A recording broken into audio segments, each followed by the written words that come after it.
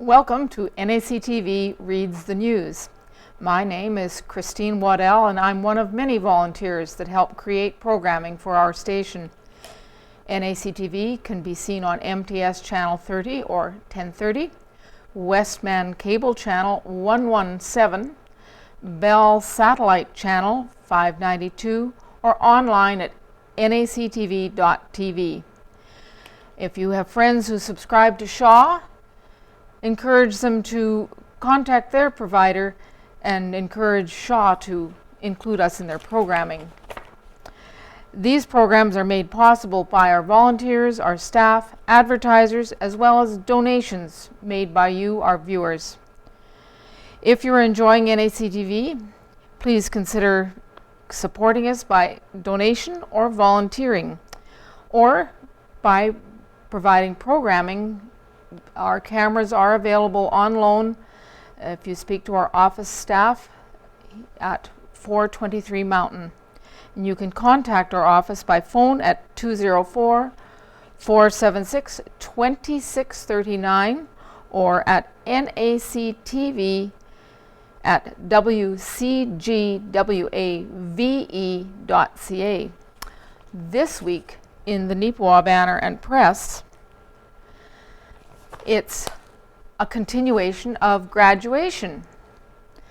And 2 weeks ago, I believe, I had the grad issue, and there was so much to read that we couldn't cover it all. This week being a short week, it's a little easier. But some wonderful photographs of celebrating together at a distance. And the school division here and the staff at Neepawa Area Collegiate did a marvelous job on the track north of the high school. The large tent set up and the cars of all the parents appropriately set out so parents and family could take photographs and take part in our second pandemic graduation. And Owen Devereaux writes that story. For the second straight year, the graduation ceremony at Neepawa Area Collegiate Institute, NACI, was a bit different from what many parents and family members perhaps would have likely preferred. For the graduating students of 2021, however, the more unusual ceremony didn't at all take away from the significance of the moment. A socially distanced drive-in ceremony was held on Saturday, June 26th. A stage was set up outside on the school's football field, and vehicles were allowed to park around it. Grads, parents, and other well-wishers could listen to the ceremony in the comfort of their vehicles, as Look Music services based out of Brandon were able to broadcast the speeches over the radio on FM frequency 89.1. The graduating students were then called up to stage in small groups of 20 to receive their diplomas. The festivities were formally kicked off by comments by NACI Principal Calvin Hollier. During a normal, non-pandemic school year, we'd usually start off with bringing grads into the Yellowhead Center. The grads would march in. We'd all be so happy and excited for them, said Hollier. But since this was a very abnormal year, with an abnormal graduation day, let's do something abnormal. I would ask that all grads, if you are in your vehicles, please step outside, stand up, face the stage. I would like all of you to turn and wave to the people around you and give a smile, and to all give the graduating students a round of applause. And the story is continued on page 8. Beautiful Plains School Division Superintendent Jason Young commended everyone who worked hard to reach this moment and offered some advice for them for the future. Congratulations to the grads and their families on this special day. Your graduating class is unique, diverse, and truly special. So rather than remind you of what the past year has been, I will focus on the future that lies ahead, stated Young. With your formal education complete at Neepawa Area Collegiate, I know that most Your most useful asset is not a head full of knowledge, but a heart full of love, an ear ready to listen, and a hand willing to help. Congratulations to the class of 2021. The valedictorian for the 2021 was Lara Denbo. In her speech to the graduating class, Denbo touched upon several topics. She thanked all the parents who supported them in so many different ways over the years. She offered gratitude to the teachers, coaches, administration, and other support staff at NACI for everything they have provided for them over the course of the last 4 years. She added they have done an amazing job of dealing with the circumstances of 2020-21 and made it a memorable experience.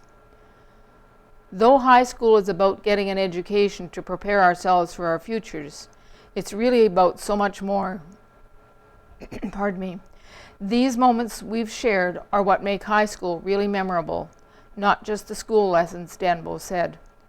We'll all walk away from NACI with memories we'll never forget. As for the impact of the COVID-19 pandemic over the last 2 years, Denbo stated it was challenging, but they had made it through. Congratulations to the class of 2021. We did it. And with submitted photos from Kim Smith and Royce Hollier and photos by John Drinkwater, they have a unique, diverse, and truly special grad parading, and pictures are on that page 8, and they created a 2021 with all the grads in their finery. And we had aerial photos that I believe Royce Hollier, the IT at NACI, looked after. And we appreciate all the photos that have been submitted to us. And Minnedosa had a grad parade as well. I'll deal with the opposing page as they paraded through the streets of Minnedosa, and John Drinkwater was on hand for that, took photos and video. And their parade was on June 25th. Another little piece of news that Owen Devereaux captured in a photo is a sign going up, the signage for the new Prairie Donaire restaurant, which will be opening soon at Bay Hill Inn and Suites. And the signage was installed on June 24th. And they've got a bucket truck there hoisting up the new sign. So we'll go over a page, and I had to apologize to Gladwin Scott the last time I read the Neepawa Banner and Press because I gave him short shrift. And so I'm going to switch right over to Gladwin's contribution from Carberry, North Cypress, Langford on page 11. Carberry Collegiate Grad Awards and Scholarship Details. And there's photographs of the grad scholarship winners. And I'll read the details in a moment, but there's a photo of Annika Duguay, Cassandra Currar, Sarah Oliver, Katie Mandel, Leanne Flett, Peyton Dixon, and Sarah Waldner. 38 Carberry Collegiate 2021 graduates received their diplomas, awards, and scholarships Monday, June 28th. Principal Bruce McCallum, Vice Principal Ryan Robson, and science teacher Scott Baker handled the diploma presentations in the gymnasium, which was followed by the popular parade of graduates. And the scholarship recipients in Carberry Collegiate are Dale Jerome Memorial Bursary, $200, Mitchell Hamilton. Neepawa Area Retired Teachers Association Student Award, $200, Hannah Ramsey. HMS Insurance Scholarship, $200, Hannah Ramsey. Carberry Arts Council Scholarship, $300, Matthew Penner. Yellowhead Roadrunners Scholarship, $300, Mitchell Hamilton. Carberry Firefighter Scholarship, $500, Annika Duguay. Carberry Legion Branch 153 Bursary, $500, Cyril Oliver. Heritage Co-op Scholarship, $500, Cyril Oliver. Quentin Myers Gauthier Memorial Scholarship, $500, Ava Amundsen. The C.C. Carberry Collegiate Spirit Award and West Toba Credit Union, $500, Hannah Ramsey. De Winton IODE Scholarship, $500, Matthew Penner. Westman Communication Group Scholarship, $500, Katie Mandel. Town of Carberry Scholarship, $500, Zara Dixon. RM of North Cyprus Langford Scholarship, $500, Keith Adrianson. Joyce Robinson Memorial Bursary for Medicine, $500, Ava Amundsen. Dawn and Ruth Forbes Education Assistance Award, $700, Jess Gunn.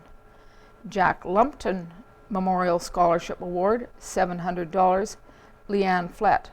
Just an editorial note there. Lupton and newspapers are closely associated names. Carberry people already know that.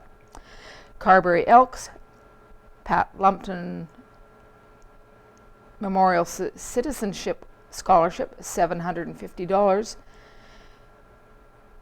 J.D. Nakonechi, pardon the pronunciation, Beautiful Plains Teachers Association Scholarship, $1,000. Peyton Dixon. Beautiful Plains Teachers Association Scholarship, $1,000. Katie Mandel. Sandhills Electric and Mechanical Scholarship, $1,000. Ethan Bjarnason. McCain Scholarship, $1,000. Annika Duguay. McCain Scholarship, $1,000. Peyton Dixon. McCain Scholarship, $1,000. Jamie Holland. Mrs. A.K. and Inspector Butcher Scholarship, $1,320. Leanne Flett. Mrs. A.K. and Inspector Butcher Scholarship, $1,320. Nicole Macapagal. Falk Pharmacy Health Science Scholarship, $1,500. Sarah Waldner. Edith Alice Stevens Education Assistance Award, $2,000. Katie Mandel. Edith Alice Stevens Education Assistance Award, $2,000. Cyril Oliver. T. Roy and Edith Bailey Memorial Scholarship, $2,000. J.D. Nakanechini. Carberry Masonic Lodge number 29 Award, $2,500. Cassandra Currar.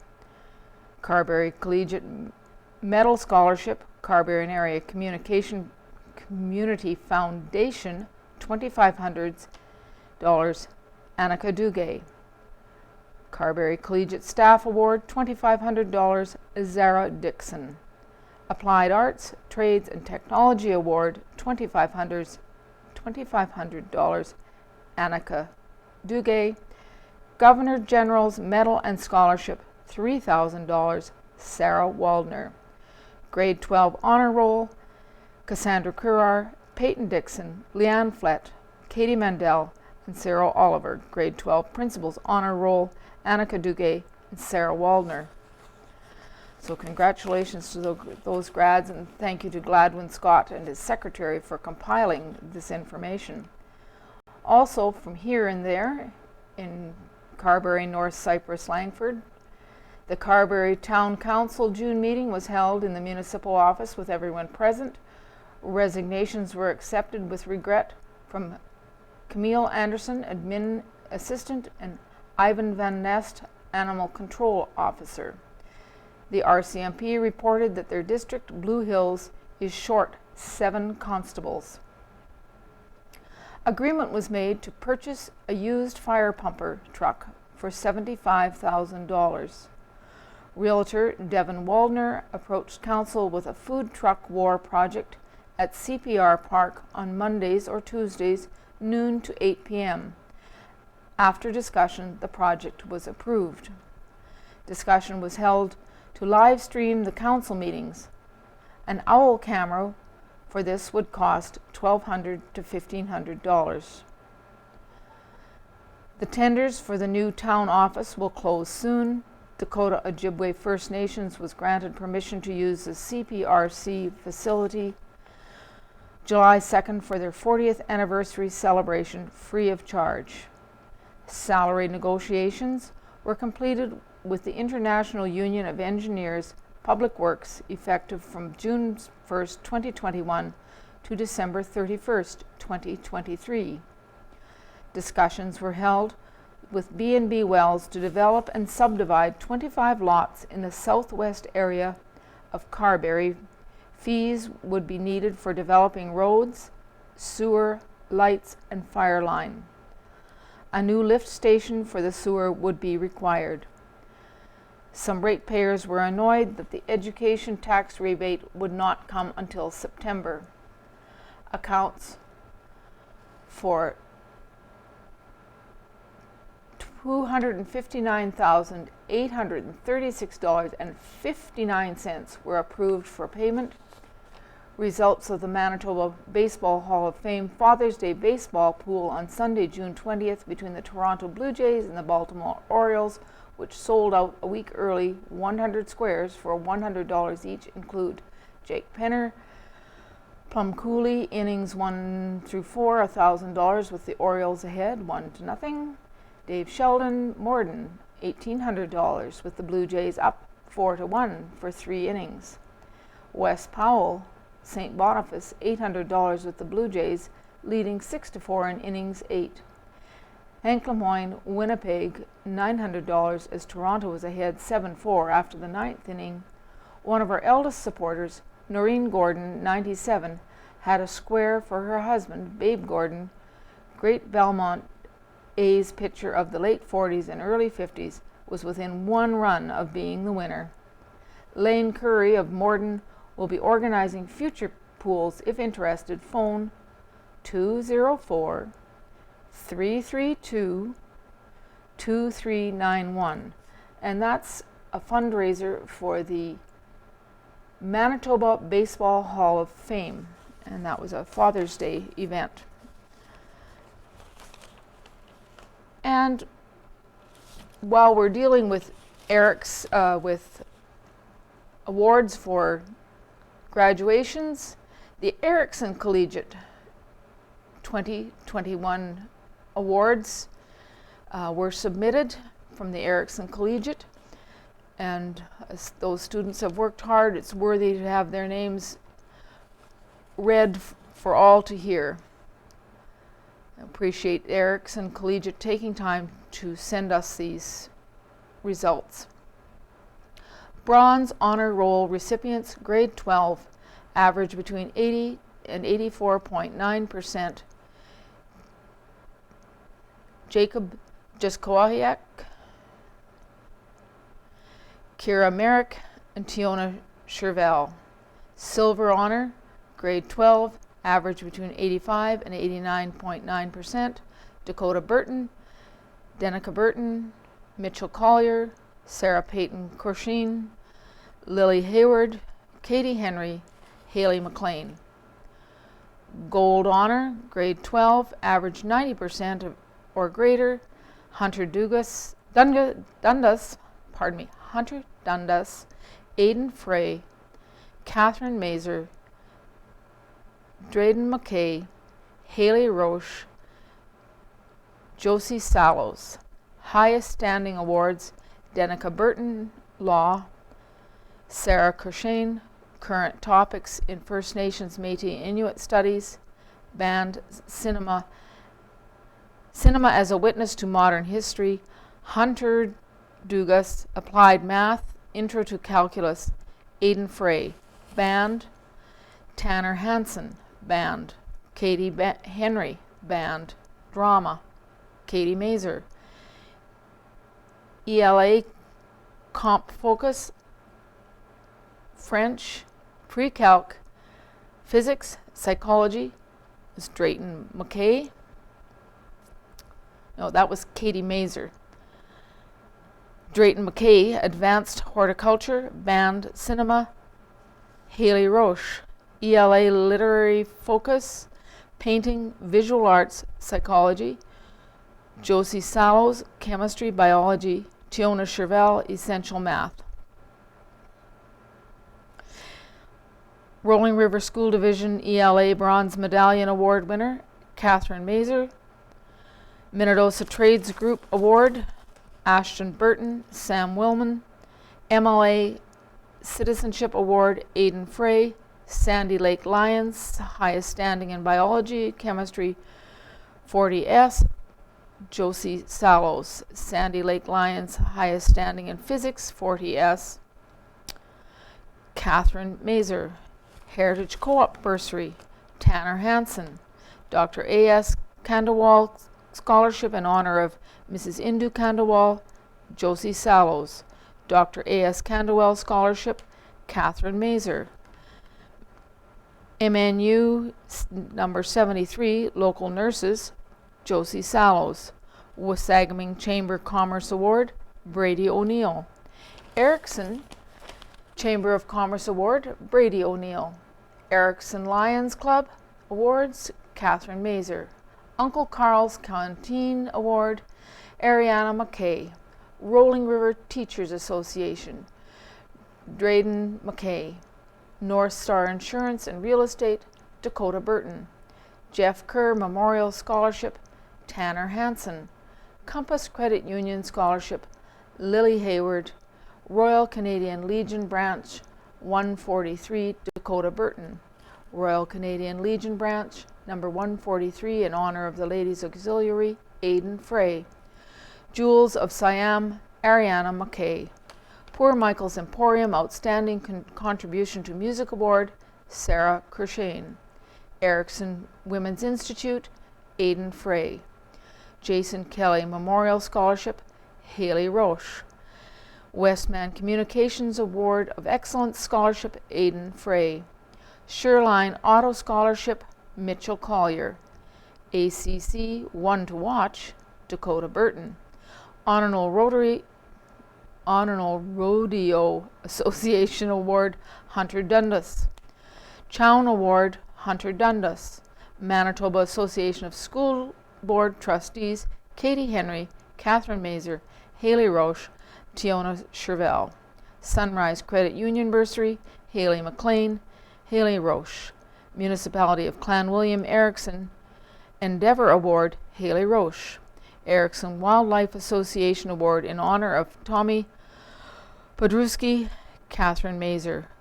Governor General's Award, Battalion, Haley Roche. Congratulations to all the graduates. And one more thing on that page, which we will deal with while we are there, and this was submitted, was the Plymouth Youth wins National Poetry Competition. And there's a photo of Evan Thompson being presented a plaque from Comrade Joan Wright, District 2 Commander, and Larry Fisher, President of the Plymouth Legion, at the memorial gates in Plymouth by the rink, and this is what they submitted. Congratulations to Evan Thompson, son of Greg and Patty Thompson of Plymouth, who won first place in Branch Zone District, Provincial, and National Canadian Legion Remembrance Day Literary and Poster Competition Junior Poem category. This poem will be displayed in the War Museum in Ottawa for this year. Evan was presented with a plaque and monetary award by Comrade Joan Wright, District 2 Commander, and Larry Fisher, President of the Plymouth Legion. Evan is a grade 5 student at Plymouth Elementary School. Evan's poem, entitled Red. Red poppies, Canadian flag, symbols of peace and hope. Hope for freedom, hope for love, hope for respect. Respect for soldiers, soldiers who fought for Canada, for Canada's future. We remember. We wear poppies red. Congratulations to Evan. That's high, a very high award.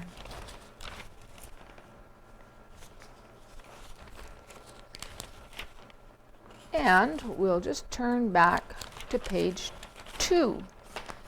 And Evan Devereaux has found a story from the Neepawa Wildlife Association. New dock being installed at Lake Irwin. Neepawa Wildlife Association fixing boat launch platform. And there's a backhoe doing preliminary work on the old dock at Lake Irwin late last week. The construction of a new dock will be happening over the course of the next few weeks. And those photos were submitted. And this is what Owen has to write. Members of the Neepawa Wildlife Association, NWA, have been keeping themselves busy as of late with some important upgrades at Lake Irwin. Club member Mike Krukowicz said that the community organization has started on some repairs to the boat launching dock. Basically, what's happening is that the dock has needed repair for about 2 years. We raised some of the money through some 50-50 draws, and the municipalities have come through and helped us out. A few local businesses as well are helping us out. So basically, we decided that we were going to fix the dock, and said Krukowicz. With strict COVID-19 regulations in place for much of the spring, any assembly of a large group of volunteers was not possible. Krukowicz said they did what they could within the rules, but noted now that the restrictions have loosened, it is much easier for them to do some major work. On June 25th, we had P. Baker Backhoe Services out, and they ripped out the north end and cut it back about 8 feet.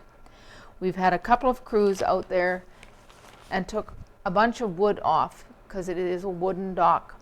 We are doing all of this in phases, so anyone out there using their boats need to be really careful, stressed Krukowicz.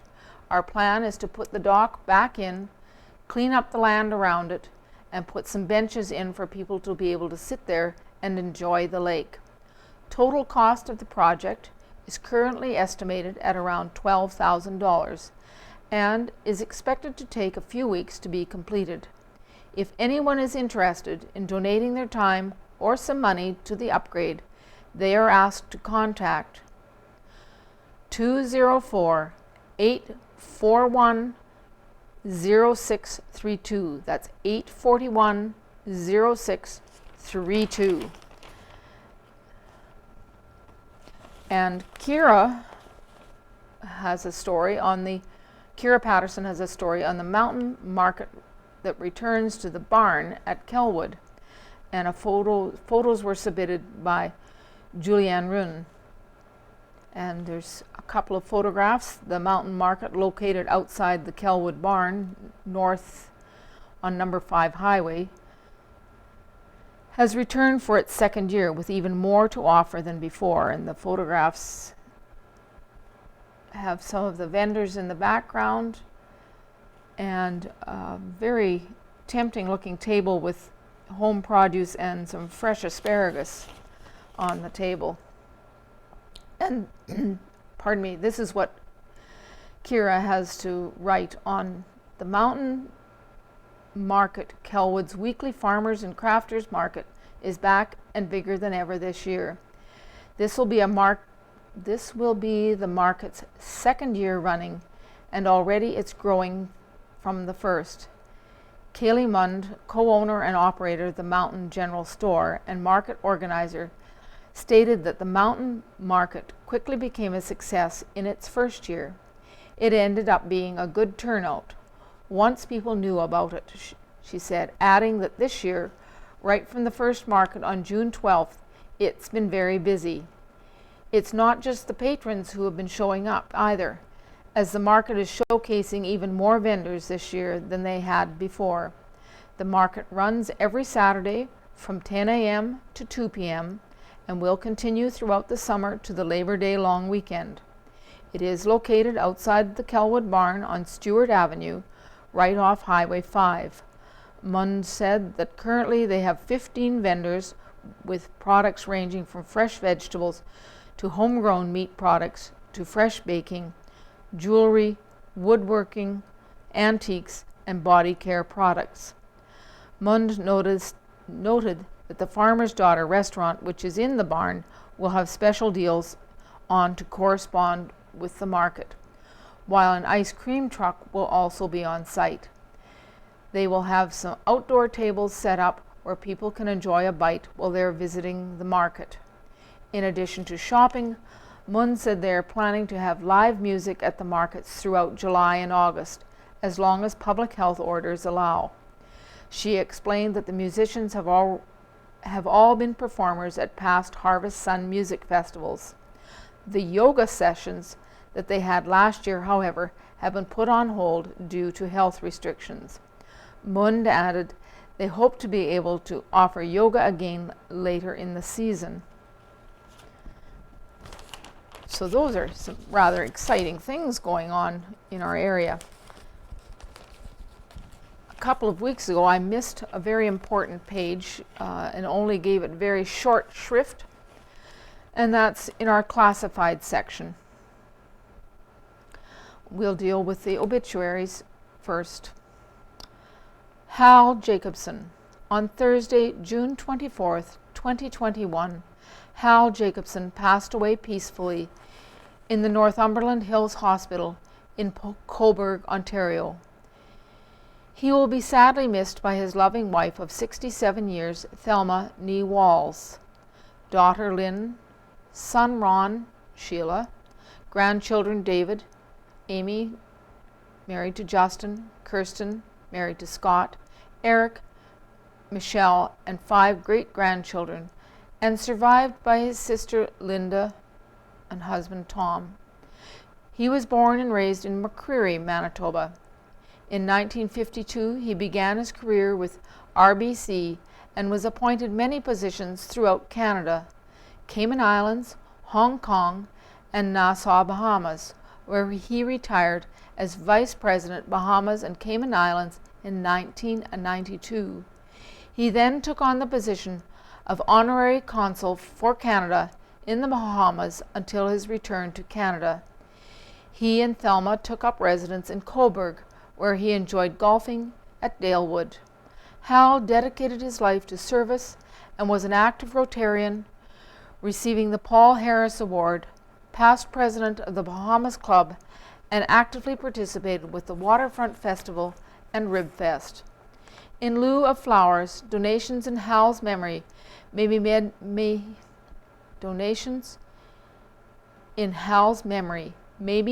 to Ed's House of Northumberland Hospice. Online condolences received at www.macobry.com. Stanley Blahitka.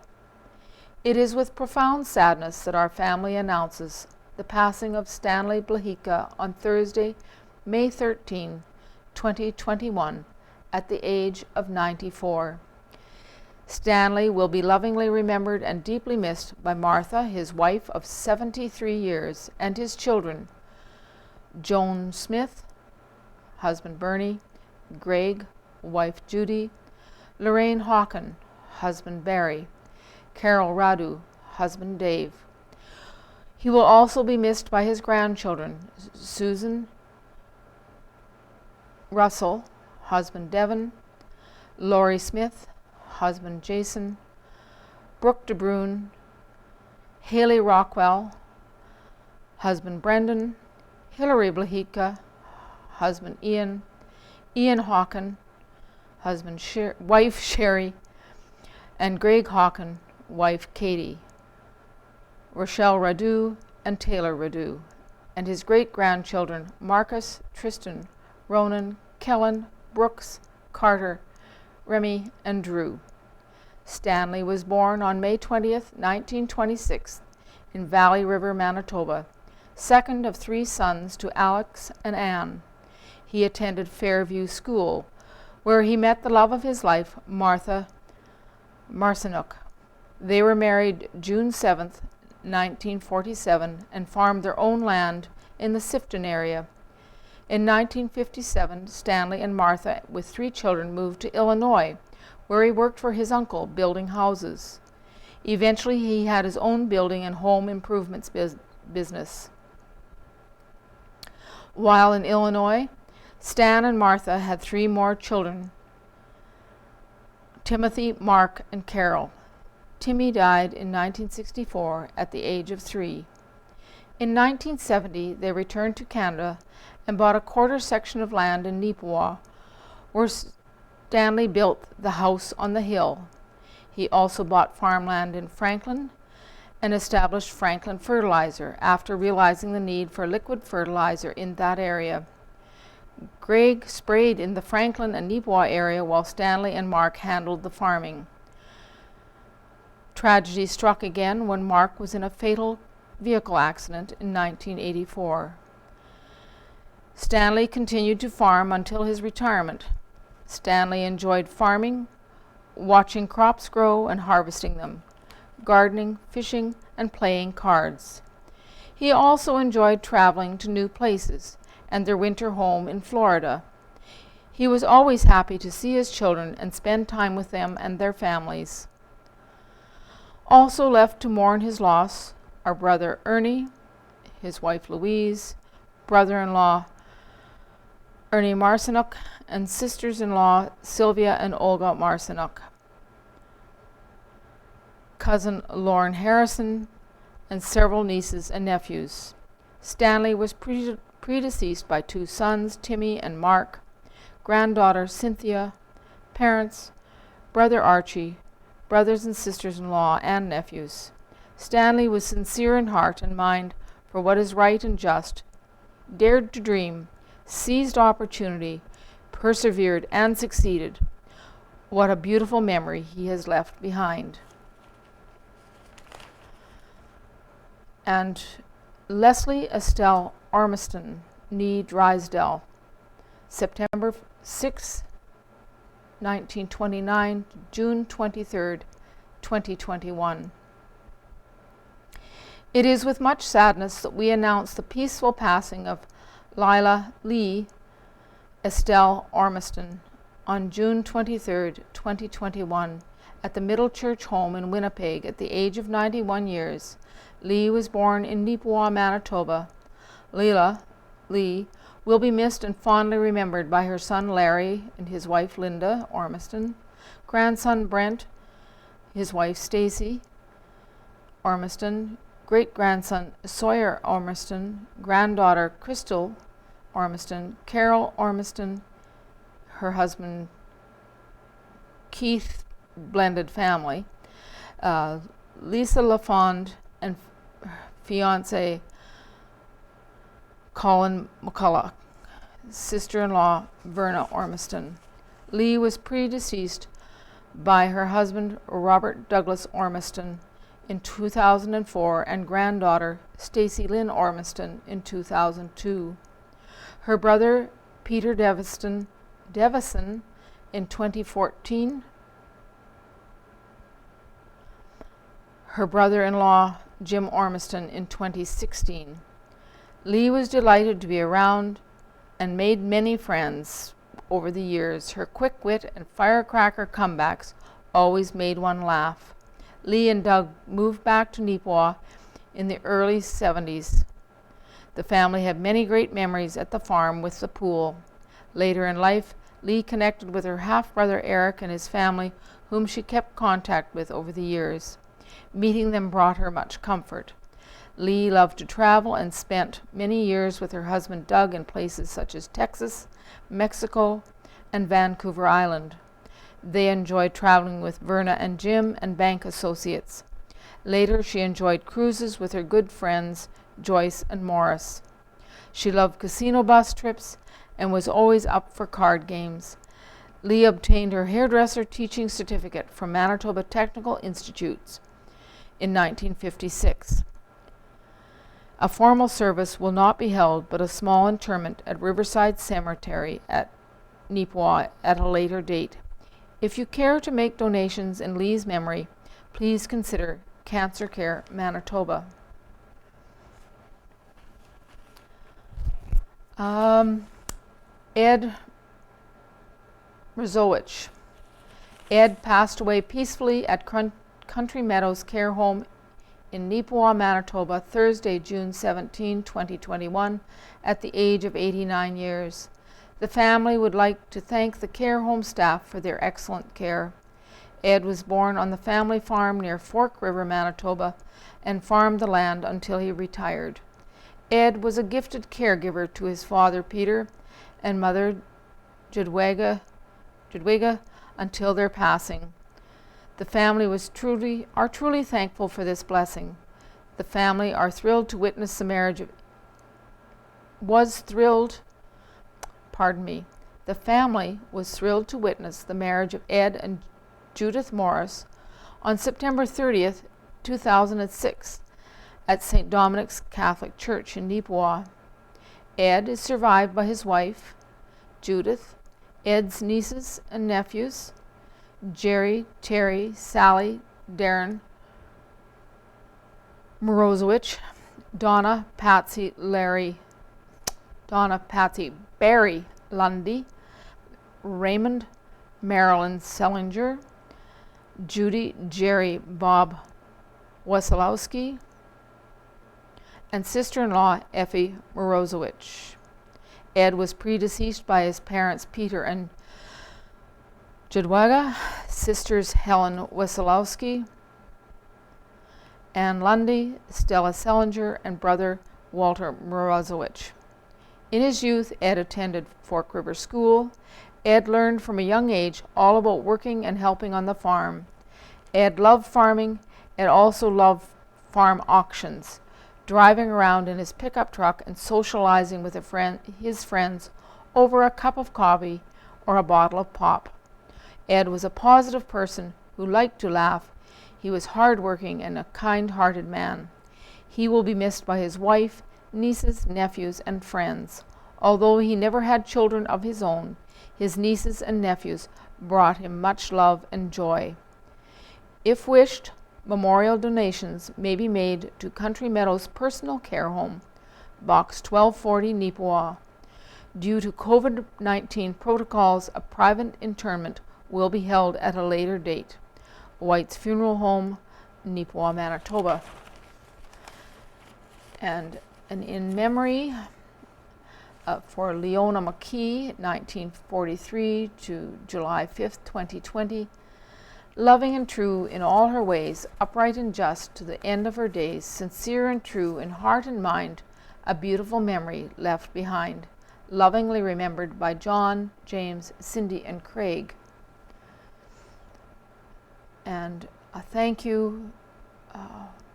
I would like to thank all the many people and friends for the surprise at the Yellowhead door for my birthday on June 19th, Annie Gladden. And sharing a memory, a hug, virtual hug, text, phone call, card, food, plants, flowers, donations, or assistance in funeral preparation for whatever way you expressed your sympathy. We thank you. Thank you to those who cared for Stanley at the Brandon Hospital, Father Art, Father Mark, and White's Funeral Home, the family of Stan Blahitka. And there's an anniversary. Debbie and Bill Smith of Neepawa, Manitoba have been married 40 years. These childhood sweethearts were married July 4th, 1981 in Neepawa. They raised 5 boys, Derek, Roland, Dustin, Cole, and Jordan. They've got 5 grandkids too, Tamara, Peyton, Lincoln, Gabriel, and Jocelyn. Marriage is a lot of work. Congratulations from everyone who love you. We are all wishing you two many more trips around the sun. So that's rather a nice thing. I gave Owen Devereaux very short shrift 2 weeks ago, so here's his sports story this week. Neepawa Titans announced plans for fall development camp. Owen Devereaux. The Neepawa Titans have unveiled details for its 2021 development camp. The event will be held from August 31st to September 2nd at the Yellowhead Center in Neepawa. This will be the first major team event with players to proceed since the MJHL canceled its 2021 regular season back in early November. The development camp will see all players guaranteed at least 3 games and 1 skill session, with camp to begin on Tuesday and conclude on Thursday. At the completion of this camp, the Titans coaching and scouting staff will provide the prospects with feedback on their performance and offer suggestions for training and improvement for the future. The camp will run under the COVID-19 health guidelines that the province and the facility operate at during the camp. The Titan Classic announced. The Neepawa Titans have partnered with the Neepawa Golf and Country Club on a brand new event. The first annual Titan Classic golf tournament has been announced and will be held Friday, August 6th. The event will feature a 4-person scramble style play and will begin with a shotgun start at 11 a.m. Those interested in taking part are asked to contact 204-476-5711. That's 476-5711 to book a spot. And you can probably contact Landon at the golf course as well. And we'll give our readers who send letters the next order of priority. And this one is from Jean Borkart of Neepawa, and there's a photograph beside it which I will deal with after I've read the letter. Life in these troubled times. There seems to be times in our lives as we get older that we sit and think about our lives in the past and in the future. Our lives change drastically, and in some cases our bodies are affected by a disease that changes our way of life immensely. No one likes to talk about that little word, cancer, but it gives us immense pain, and doctors do their best to care for our bodies. Doctors don't know everything, and it basically comes back to the fact that we need to trust that God is with us through each day of our lives. His decisions may not be what we accept, but God knows what is best for us, what's in our hearts, and we just need to pray and ask God to be with us, and His will be done. And His will be done.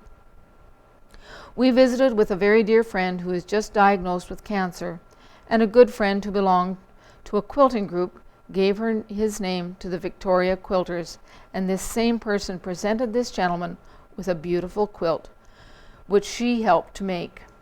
In fact, it's so beautiful they hate to use it, but display it for friends to see the time and effort, and especially the love put into making of this quilt. Attached to the quilt was a card from the Victoria's Quilts Canada. Their message is comforting and heartwarming and goes like this. What cancer cannot do. It cannot cripple love. It cannot shatter hope. It cannot corrode faith. It cannot destroy peace. It cannot kill friendship. It cannot suppress memories. It cannot silence courage. It cannot invade the soul. It cannot steal eternal life. It cannot conquer the spirit. The author is unknown. The Victoria Quilts Canada, comforting people with cancer. And they have submitted a photograph of the quilt that is on display on the back of their couch. And that was made by the Neepawa chapter of Victoria Quilts Canada. So we appreciate them letting us know that. And we have a letter from Lenora Buffy, a frequent contributor. It's titled, Good for You. I'd like to thank the Banner for publishing John Feldstead's letter in the June 25th issue. In May 2019, our current Federal Minister of Infrastructure, Catherine McKenna, was recorded on video saying that if you repeat a statement often and loud enough, whether or not it is true, they, the public, will totally believe you. Feldstead's comments pointed out that this maxim has been applied vigorously throughout the COVID-19 debacle. Despite politicians being utterly dismissive of accurate science, data, or medical facts, they have successfully saturated the public's mind with their message. A common query now is, have you had your shot yet? If the answer is yet, then comes the hearty reply, good for you, congratulations. It's quite astonishing, as though a baby has arrived. Of course, on the flip side, if the answer is no, it is met with a blank look, no response. There is a tremendous peer pressure to get the jab. It's a passive-aggressive thing that makes people feel ostracized if they don't conform. Even worse are those who will lose their job if they don't take it. Anyone who's not fully on board with the C-19 narrative is looked at askance, or accused of not caring if people die. We've gone from a legal defense of a woman's right to choose whether or not to carry a healthy baby or terminate it, to meek acquiescence of masks, then lockdowns, then vaccine passports. Again, quite something. Note, about 33% on average get the yearly flu shot nationally. Funeral homes have not seen an increase. Death rates from 2018 until the end of 2020 remain static. To anyone ready to credit masks or lockdowns for this, I refer you to "they'll believe anything" maxim. I agree with Felsted. I don't care whether a person has the C-19 vaccine or not, but I very much care whether this McKenna-esque brainwashing results in offensive edicts such as vaccinated will receive special freedoms and perks, and non-vaccinated will not be allowed to sit together in restaurants, and non-vaccinated cannot enter public spaces such as movie theaters or sports arenas, and non-vaccinated will not be able to travel without strict quarantine measures. I'm looking forward to the day when kind acceptance of the choice to get a flu shot is partnered by kind acceptance of declining it. A day when we trust each other again, rather than see each other as careless germ fests or dastardly COVID informants. A day when we can say, good for you, because someone got a jab or not a jab. Lenora Buffy, Neepawa.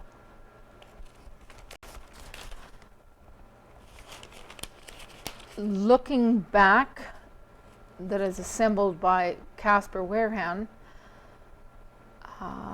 We'll maybe leave it for now and come back to it if we have time. But I must read Rita's Homebodies. Rita Friesen. Wistful, not wishful, wistful thinking. Canada Day. So much to be thankful for, and so much to think about. Some of my thoughts are my own, and some have been planted firmly and deeply by history and now by news and social media. It does appear that there is only one headliner for the news on any given day. One catastrophe is front and center until a greater disaster takes dominance. It could be safe to say that we, as a people, are tired of the pandemic, with its horrific and deadly spread, with the limitations and restrictions. I ponder and reflect. The unmarked graves on the residential school sites is paramount, almost horrific. In a conversation with my sister, the elder, the topic of residential schools and the 60s scoop was discussed in detail. She is an educated educator, Manitoba born and raised, and had never heard of either the schools or the scoop. How can that be? Graduated from the University of Manitoba in the 1960s, avid reader and lifelong learner, familiar with world history and world traveler, yet no knowledge of these chapters of Canadian history. My sister recalls reading Rudy Weeb's novel, Peace Shall Destroy Many, giving insights into the relationships between the Indigenous community and the Mennonite community, and again, no knowledge of the early history of Canada, of us. Honestly, the current Canadian history taught online with Mrs. Young was an eye-opener for me. Yes, for me, as I followed the course with both of my granddaughters. The lessons included real Canadian history, even the pieces we are not proud of. Please, I wistfully wish I could say we are ashamed of. There are so many aspects of our national attitude that I am proud of. I believe that by and large we are open and accepting of other cultures and creeds. Could we be doing better? Without a doubt. Is it when I reflect on the welcome that the marginalized folks have received over the century plus? I am thankful. Do I recognize that many are welcome as settlers on unproductive land? Yep. The settlers were not bound to the land they were allotted. It was a starting place that many made into a forever home and haven. If my information is correct, Winnipeg was one of the first centers to organize and celebrate diversity with Folklorama. We do not have to become one-minded to be like-minded. Canada Day. Memories include picnics and fireworks. Now the debate rages whether streets, universities, and civic centers should be renamed, whether statues should be torn down, statutes rewritten. I truly am wistfully thinking when I wonder if there is a place to place the statues so we do not forget, do never repeat the nasties in our history. It is obvious that our early school history books were inadequate in the presentation of social justice/injustice. We have an opportunity to act on the reconciliation part of the Truth and Reconciliation Report. Canada Day. Indeed, I am thankful for the freedoms we have as a nation take so for granted. I am thankful for the vastness and uniqueness of this country. I, too, stand on guard. And I think there is time for some more. And Neil Stroshine, faithfully yours, this week, learn from what you can't undo. The apps on my home computer contain a feature I often use. It's called Undo. It can be accessed in different ways. Most often, I just click on an arrow that points to the left and my most recent entries disappear. If clicking on the arrow doesn't work, I can hit the Escape button or use the Control-Z to close the app entirely and restart. But thankfully, the times when I've had to use the option are rare. There are, however, some actions that cannot be undone, and when I am about to do one of those, a warning message will appear on my screen that says, "Are you sure? If you proceed, this action cannot be undone." In other words, if I take the action I have planned, I will be stuck with the results, and if I don't like them, I will have to redo the entire project. Over the years, I have learned the hard way that those warnings are not to be ignored, and I pay attention to them whenever they appear. As I write these words, I am 2 weeks away from my 70th birthday. Looking back over those years, I can think of times when I could have used a similar warning. Seeing or hearing those words might have kept me from making some of the colossal errors I have made in my life. But that didn't happen, and to this day I live with the haunting memories of things I said and did that I never should have said or done. While I thank God every day for the forgiveness I received from Him and others after those errors, I must admit that all the forgiveness in the world will never erase the memories of those events. It won't, because it can't. Words once spoken cannot be suddenly unspoken. Deeds once done cannot be undone. Apologies and amends can and should be made, but the memories will remain, and there will always be at least one person who, when given the opportunity to do so, will remind us of what we said and did way back then. When we were younger, some things just can't be undone.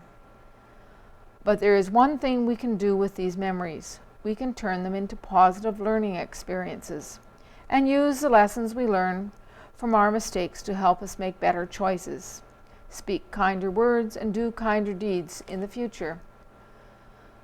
No one understood this truth better than St. Paul. In his first letter to his spiritual son Timothy, he expressed his amazement over the fact that, after all he had done to persecute the church and silence its leaders, God forgave him, saved him, and then called him to preach the gospel he had once so bitterly opposed. In his first letter to the church in Corinth, he notes that he worked harder than all the other apostles because he felt he had an obligation to repair and rebuild the things he had previously tried to destroy. In the years since St. Paul wrote those words, thousands of people have been helped by his story. The same can be true of you and me. Our past does not need to define us. God is ready to forgive our failures, help us learn the lessons that they can teach, guide us as we build a new life, and give us the faith to face the future with courage, dignity, integrity, and optimism. And as this issue comes out July 2nd, Canada Day is certainly the theme, and this is Addie Oberlin's observation. Canada is my homeland, not born here, but a citizen who loves this country. Canada opened the doors for refugees who escaped their war-torn country and found freedom here. Canada became their home. Canada sent the army to free this little country by the sea from the oppressor. They fought for the freedom of other countries. They stand on guard for the freedom of others. Canada gives us freedom to worship without restriction. We do not have to go in hiding because of our faith. Canada showed us, as new immigrants, the endless beauty of this land when we spent 4.5 days on the train from Montreal to Vancouver. There are beautiful lakes, lush meadows, the endless horizon on the prairies with the gorgeous sunsets, the forests, and then the majestic mountain peaks with the precious valleys. Oh God, keep our land glorious and free. When we celebrate Canada Day, let us remember the freedom we have and be thankful to God we live in a country called Canada, and we stand on guard for thee. Happy Canada Day. I'm deliberately skipping over right in the center. For now, if there's time, we'll get to Ken Waddell. Being a co-owner of the Neepawa Banner and Press, I take some liberties. Helen's Kitchen, so popular. PTSD. After World War I, the Canadian government was not adequately prepared for the number of veterans needing care and struggling to support the needs of the demobilized soldiers. Veterans had to prove their injury was due to overseas fighting. Physical disfigurement was obvious. You could see a missing body part. However, those suffering shell shock did not easily fit into the defined category of disability. Mental health breakdown among soldiers in war through the years has been seen as a personal loss of nerve. World War I had a staggering number of soldiers break down, and no one really knew how to treat them. Most veterans suffered in silence because the problems they had were considered a simple loss of nerve or cowardice. They often spent the rest of their lives trying to forget what they had experienced. Those suffering from poisonous gas or mental trauma had difficulty convincing the pension boards that their symptoms were war-related, the prerequisite for a successful claim. Wartime propaganda had promised veterans a land fit for heroes, but for many it was not. Many who had survived the war overseas came home to die from the Spanish flu. In 1925, 15 veterans groups joined together to form the Canadian Legion, a veterans organization with one strong voice to advocate on veterans' behalf for much-deserved benefits. It also became a place for veterans to meet and talk. Today, renamed the Royal Canadian Legion, it continues to be a voice for veterans. Learning from their previous mistakes, the government created the Department of Veterans Affairs in 1944. This department was to help smooth the transition from battlefield to civilian life. They were to deal with all matters affecting veterans, including medical rehabilitation, education, allowances, loans, and land settlement. The most valuable opportunity offered to the veterans was free education. Many went to university to get a degree, others went to vocational school to become electricians, carpenters, welders, etc. The Veterans Land Act helped veterans buy land for homes, businesses, or farms. More than 1 million Canadian veterans returned home after World War II. Many of the returning men had battle exhaustion, and the majority came from ground troops, where they saw death, mutilation, and horrors that no human is equipped to bear. They experienced night terrors, survivor's guilt, depression, exaggerated startle responses, and flashbacks, which often led to heavy drinking. The battles were over, but the men still fought. As I read Barry Broadfoot's book, The Veteran Years, I was surprised to learn that on returning home, many of the soldiers did not receive a warm welcome. Many civilians believed these men did very little overseas. For those who had never seen the war firsthand, they couldn't understand its effect on the returning men, and often they had no compassion for those impacted by the war. As a child of one of our nearby neighbors had been a sharpshooter in the front lines in a long deployment during World War II. As a child, one of our nearby neighbors had been a sharpshooter in the front lines in a long deployment during World War II. Several other neighbors, having never served in the war, thought it was fun to go and shoot their guns over his house at night and reduce him to tears after seeking cover under the kitchen table. For the war brides, not only did they have to adapt to a new country, they also had to learn to cope with the horrors that both they and their husbands went through during the war. And there's a few more things. And then, despite all of this, many men still slipping through the cracks and suffering unnecessarily. And despite rationing of sugar, eggs, and other foodstuff, I am sure while in England, many Canadian soldiers must have experienced this classic English dessert. This tart makes a delightful afternoon treat with a cup of tea. So a story that's rather depressing, she ends with something that will tempt us and warm our stomachs. Thank you again, Helen Drysdale. There's so much more, even in a 16-page paper on a short week. And happy Canada Day. From High Life Pork, there's some articles. Oh, and I do have a few minutes left. Oh, thank you, Jeremy. You're such a good technician in that switching room. Can I read it in 5 minutes? Ken Waddell, right in the center, finding facts takes work.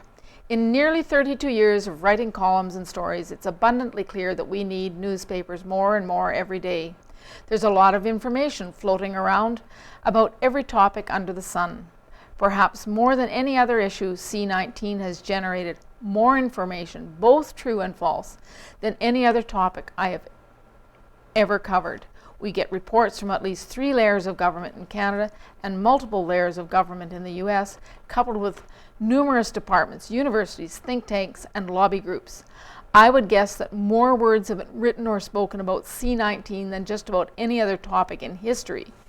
Getting the facts is important.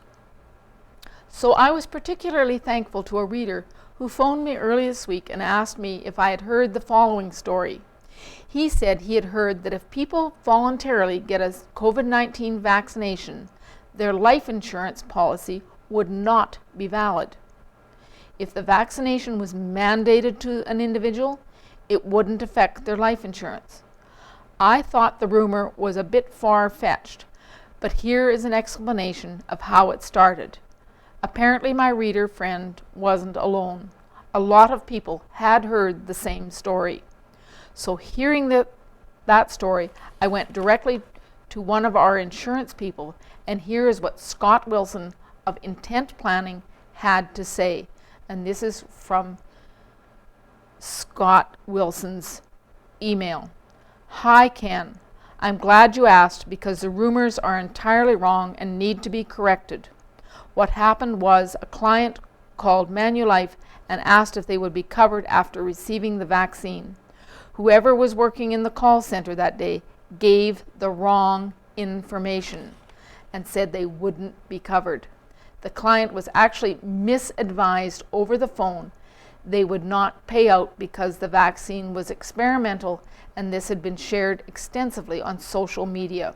That client has since posted on social media a written letter from Manulife stating the COVID-19 vaccination is in no way negatively impacts current policies or coverage. And there's a link, which I won't read, but if you get the paper, you can check that link out. Canada Life's policy states, in recent weeks we have received questions pertaining to risks of claim of eligibility if a customer receives COVID-19 vaccination. When a COVID-19 vaccine has been given by an authorized health professional, side effects or complications from the vaccine would not limit an individual's eligibility. Government-approved COVID-19 vaccinations are tested to make sure they're safe and effective. While some people have reported side effects after being immunized with a COVID-19 vaccine in Canada, those side effects are not necessarily related to the vaccine. And there is another link there, and the Canadian Life and Health Insurance Association website also reiterates, contrary to misinformation about shared online, contrary to misinformation being shared online, receiving a COVID-19 vaccine will have no effect on the ability to obtain coverage or benefits from life insurance or supplementary health insurance. And the link is there. And he says, Scott Wilson says, please let me know if you have any more questions. And Waddell goes on to say, if you have any other stories or rumors you would like the banner and press to check out, call me, Ken, at 204-476-214, or you can text that number 476-6214, or email kwaddell@neepawabanner.com, or you can contact Micah at the Rivers Banner at 204-328-7494, email info@riversbanner.com. So the rumors were dispelled, and we appreciate when people give us those tips. There are things that come in to the newspaper through our phone lines, through emails, that are contradictory, they are controversial, they're very personal, they're issues of legality that cannot be dealt with by the newspaper. And we let them, our staff and management, let them know that. But do feel free to contact the Neepawa Banner or Ken Waddell or Michael Waddell at Rivers and check that out. Thank you for joining us again this week. Pick up the paper, because on NACTV we cannot do justice to the wonderful photographs that are there. And thank you again to all our staff and technicians and volunteers that make NACTV possible and making Reading the News a weekly event. Thank you again. That's Christine Waddell for NACTV Reads the News.